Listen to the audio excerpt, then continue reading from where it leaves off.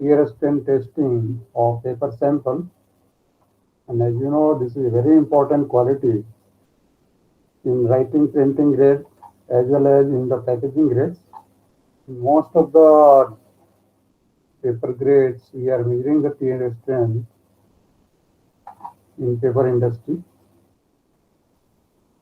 And this is very important to find out the application, especially in the printing purpose, even for the book papers where the tearing is mostly applied whenever we are handling it. And for that purpose, we have to see the details and calculations for the tear strength and how to find out the tear index. So first of all, let us see how to define the tear strength or what is the meaning of the tear strength of paper. The tear strength of paper means the resistance of a paper sheet to tearing force.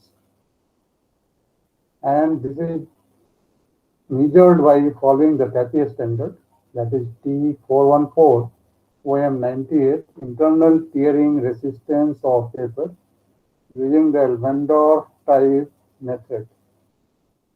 So first of all, let us see the use of this method. The use is, it is another important basic physical property of paper and paper board, and it is measured in both the machine direction as well as in the cross direction and expressed as millinewton. That is, it is expressed in the form of the unit of the force. And why it's measured in both the direction, machine direction, cross direction? Because both the directions will be having the different values, especially when we are measuring the tear strength. As we know, while making the paper, the alignment of fibers is mostly in the machine direction. That means when the stock is coming out of the paper machine through the head box, in the direction of the machine running, most of the fibers will be aligning. So generally the percentage of fibers will be more in the machine direction in comparison to the cross direction. And that's why when we are measuring the tear strength, this is the measurement of resistance of tearing force that is applied on the sample. When we are applying the tearing force, basically we are pulling the fibers and separating it with the help of the external force. So fiber to fiber slippage will be there, and the direction in which there are more number of fibers, generally it will be having the higher values of the tear resistance. So it's basically measured in terms of the millinewton, that's the unit of the force. And the equipment, most of the industry, they are using the Elmendorf type tearing tester. And this is a pendulum type tear tester that applies the force and measures a loss in the potential energy of the pendulum. That means when we are moving it, the potential energy that is stored in the pendulum that is used, and that energy converts into the work done for tearing the paper. Right? So you know the work done is again measured in terms of the joule, and the energy is again measured in terms of the joule. And that's why the potential energy conversion can be taken in the form of the work done in tearing of the paper sample. And depending on the potential energy, we are having the marking on the tearing test area, and this marking will be especially from 0 to 100. So it's having the reading between 0 to 100. Most of the times the reading should be in between 20 to 80. That means the minimum 0 to 20, and again 80 to 100 should be avoided. And for that purpose, we are taking the number of the sample papers here, and depending on the readings, if the reading is coming very less, paper yards are coming 5 or 6 only, then we are taking the 2, 3 or 4 slides of the sample there. And if the reading is very high, then we have to change the testing machine. So basically the reading should be in between. It should be 20 to 80 only. Then it will be having the better accuracy. Now the point is why to use the tear strength tested and what is the significance? The high tear strength ensures that punctures in the fabric or sample don't propagate easily. That means the fabric of the fibers which are made by the fiber bonding, when we are having some initial cut or some puncture is there, and then you are putting the force, that puncture or initial damage should not propagate easily. So higher is the tear strength, that means higher is the resistance to propagation of the that damage or puncture or cut in the fabric, or you can say the given quality of the paper. So higher is the tear strength, more is the resistance, and it will be helpful in its application as a packaging paper, in the printing paper, in the again for the writing purpose. So every time we have to maintain the high tear strength. Now you can see the one of the sample here, that's a tear index has been given. So tear index is nothing but it is tear force divided by the GSM or grammage over paper. Just like the measurement of the tensile strength or bus strength, it is again measured in terms of the tear strength divided by the grammage of the paper. So tear strength is given in terms of the millinewton. So millinewton divided by the gram per meter square. So its unit will be millinewton meter square per gram. That is the tear index. So you can see here, normally whenever we are doing the testing, we are taking the three readings or repetition of the same test for getting the accuracy and to avoid any misreading or any false data that will be coming. So we are taking the three values, and then if you are having some odd one values, then that should be removed or discarded, and we should take the average of the other two. If all the three are coming into some narrow range variation, then we will take all the three values and take the average value here, like here 3.35, 3.38, and 3.28. Right, similarly from one side is our first one and second one for ND direction, for the CD direction. For both the directions, the sample should be tested here, and we have to take the three readings here. The average tear index for given sample, it will be coming in terms of again millinewton meter square per gram. You can see here for the first sample, it is coming 3.33 millinewton meter square per gram, and for the second sample, it's coming 3.30 millinewton meter square per gram. Then you can take the average reading for both the MD and CD direction, or you can represent for MD and CD separately. Now the important point is how to improve the tear strength or tear index for any given quality of paper in industry while manufacturing the paper. If there is a target to get some higher strength, then what are the factors or parameters which can be manipulated or should be kept in mind for improving the tear strength? Right, so you can see here is the dimension and the strength of the individual fibers is first most important factor. That means if the fibers are having the higher length and they are having the higher strength, generally the paper again will be having the high tear strength.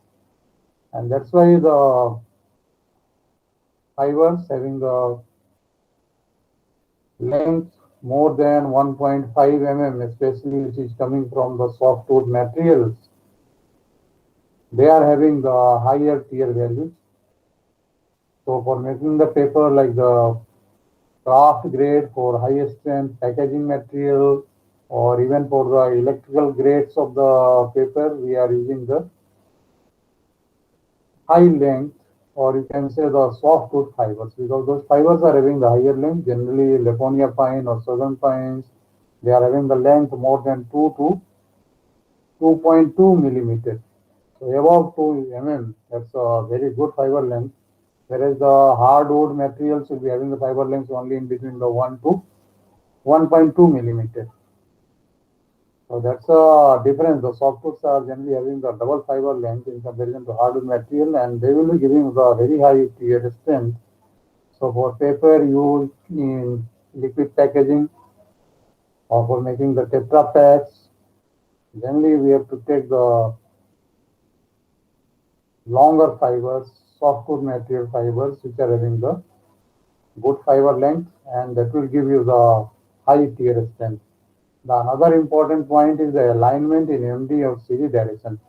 So depending on the use, the requirement will be different. And the direction in which the fiber alignment is more, certainly that will be having the higher tear strength. So normally we have to increase the MD and CD both the direction tear strength. The formation should be good. The uniform distribution should be there, and that's why the machine speed to the jet speed, the speed at which the pulp slurry is coming out of the head box, that should be nearly equal to 1. That means when the jet speed is equal to the machine speed, the distribution will be very good. It will be having the good formation, and machine and direction and CD direction both will be having the nearly uniform distribution of the fibers and having the maximum tear strength. So formation is very important. If you are improving the formation, certainly it will improve the tear strength in the paper. The another important point is the fiber to fiber bonding to each other. So again, bonding can be improved by having the high fiber length as well as the good beating and refining of the fibers. That means higher is the fibrillation, better will be the bonding in between the fiber to fiber, and they will be having the close contact and attached to each other with higher force due to hydrogen bonding, and that's why it will require the more force to tear them apart, and that's why the tear strength will be higher. So again, the paper made with the long fiber generally has the high tensile strength property than paper made of the short fibers. That means both the tear and tensile basically will depend on the fiber's length. The tear is mostly depending on the fiber length. That means fiber length will be playing here the more significant role in determining the tear strength. Whereas in case of the tensile, this is having the slightly less, or the refining will be more important in case of the tensile strength. Now we can see the procedure here, the brief step. First of all, we have to condition the sample of paper for 1 hour at 25 degree Celsius temperature and 52% relative humidity. The humidity can be plus minus 2, that means generally it is varying plus minus 2 from the 50. So it can go 48, again it can be on higher side, it should be 52% relative humidity. The conditioning is very important because depending on the moisture percentage, the value of the tear strength will be changing.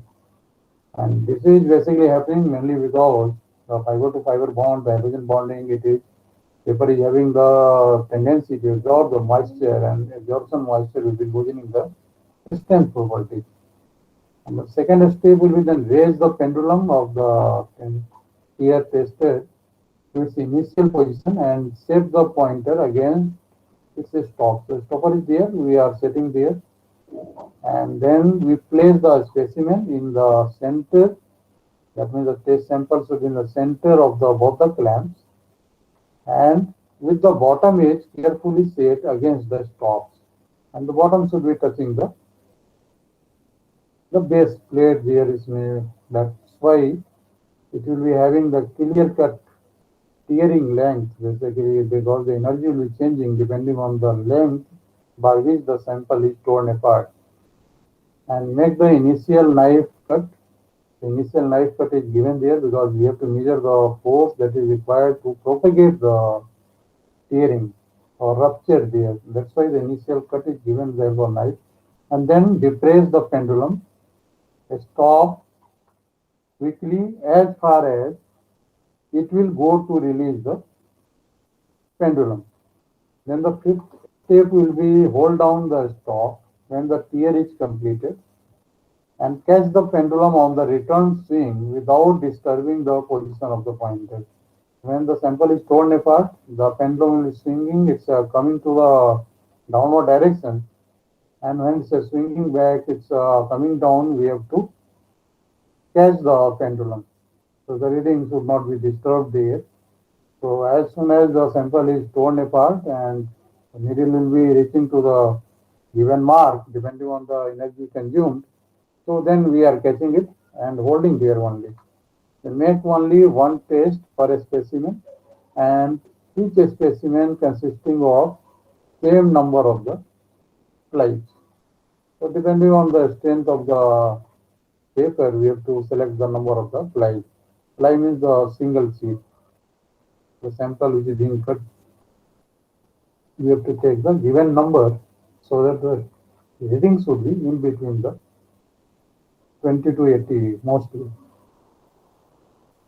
Record the scale reading to the nearest division. Then also record the number of flies used in the specimen and calculate the average tearing force in millinewton. And sometimes is given again in the gram force required to tear a single fly. That means you can convert from millinewton to the gram force. And for a standard equipment, 1600 gram force is used and the scale will be having a reading 0 to 100. The average tearing force in millinewton will be 16 multiplied by 9.81, the value of the G, into average scale reading. Like if the scale reading coming to, for example, here 50, it will be 50 multiplied by 9.81 multiplied by 16 and divided by the number of flies. Number of flies we are taking. Suppose you are taking the 4 flies of sample, then it will be 16 to 9.81 multiplied by the reading and divided by the number of the flies, 4. And if you are taking the gram force, then G is not required because G is mainly to convert the gram force to the millinewton. So you will be taking 16 multiplied by average scale reading divided by the number of flies. Then the last step will be if an instrument has a direct reading scale, the digital reading tear tester.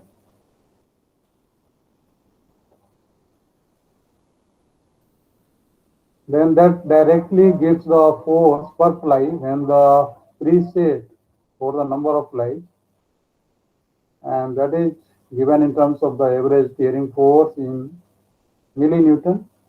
The scale reading, if directly in millinewton is given, you don't have to do any conversion. So normally in the digital meter, we are directly getting the reading in terms of the millinewton.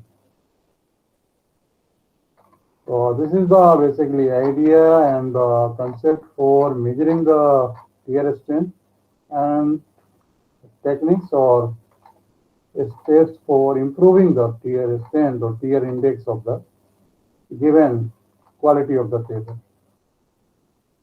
Okay, thank you.